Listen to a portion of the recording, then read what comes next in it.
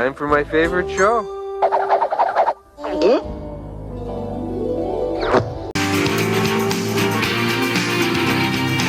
Hello, everyone. I'm Dana Perino, along with Paul Morrow, Kennedy, Jesse Waters, and Greg Gutfeld. It's 5 o'clock in New York City, and this is The Five.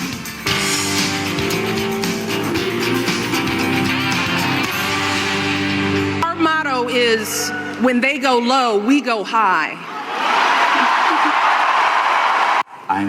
Michelle Obama's infamous advice to take the high road could be ancient history. These days, some Democrats are dropping the HALO Act and going full vengeance mode, especially with President Trump and his agenda looking more unstoppable by the day.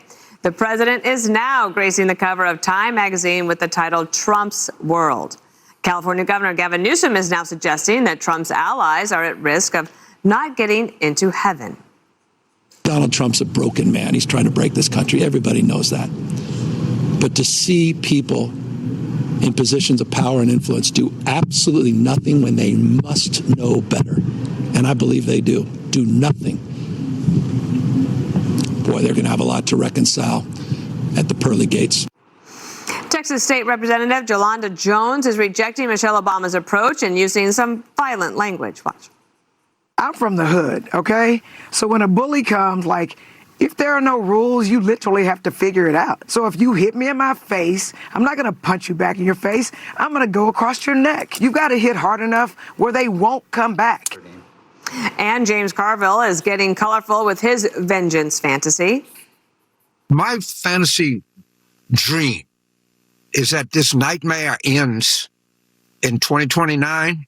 And I think we ought to have radical thing. I think they all ought to have their head shaven. They should be put in orange pajamas, and it should be marched down Pennsylvania Avenue, and the public should be invited to spit on them. All of these collaborators should be shaved, pajamaed, and spit on.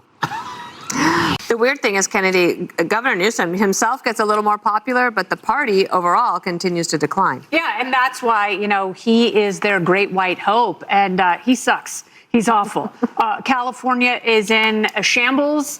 This is pure projection. Someone that I don't consider to be a moral leader. I don't know if he's a man of faith.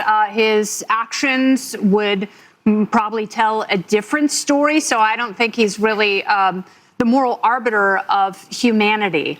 And, I personally have so many outstanding questions for the governor that have gone completely unanswered because he's obsessed with doing an impression of President Trump.